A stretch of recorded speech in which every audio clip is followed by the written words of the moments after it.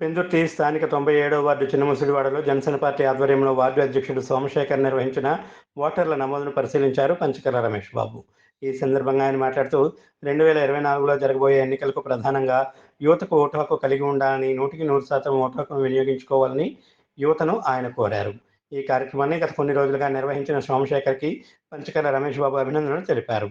అలాగే వైసీపీ ప్రభుత్వం అధికారంలోకి వచ్చిన తర్వాత ఎలాంటి రాష్ట్రంలో అభివృద్ధి జరగలేదని, 20 ఏళ్లు వెనుకబడిందని పేర్కొన్నారు.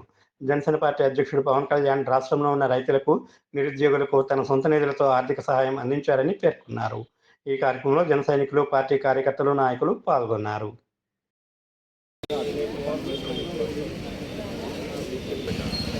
ఎవరైనా ఓటు ఉందా లేదా సర్చింగ్ యాక్టివిటీస్ 97వ వార్డు మా వార్డు అధ్యక్షుడు సోమశేఖర్ గారి ఆధ్వర్యంలో గత కొంతకాలంగా జరుగుతున్నది. పెద్ద ఎత్తున కొత్త ఓట్లు జాయినింగ్ కానీ, కొంతమంది ఓట్లు మిస్ అయిన వాళ్ళ వెరిఫికేషన్ కానీ, ఈ కార్యక్రమం చాలా చురుగ్గా సోమశేఖర్ గారి ఆధ్వర్యంలో గత కొంతకాలంగా జరుగుతూ ఉంది. మరి దాన్ని ఈరోజు పరిశీలించి చాలా బాగా చేస్తున్నందుకు మా నాయకుడిని అభినందించడానికి ఇక్కడ రావడం జరిగింది.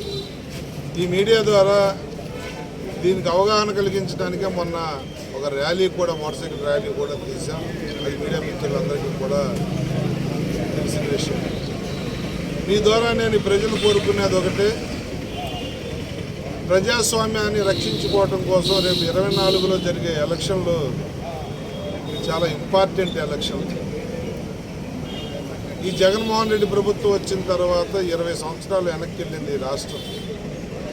అభివృద్ధి లేదు, సంక్షేమం లేదు, చదువుకున్న యువతకు ఉద్యోగం లేదు, పంట పండించుకునే రైతుకి నీరు లేదు, ఇరిగేషన్ ప్రాజెక్టులు పూర్తి కాలేదు, ఇండస్ట్రీలు అన్నీ పారిపోతూ ఉన్నాయి. ఈయన కొత్తవి తెస్తానంటే ఉన్నాయో ఇక్కడి నుంచి తీసేస్తూ ఉన్నారు.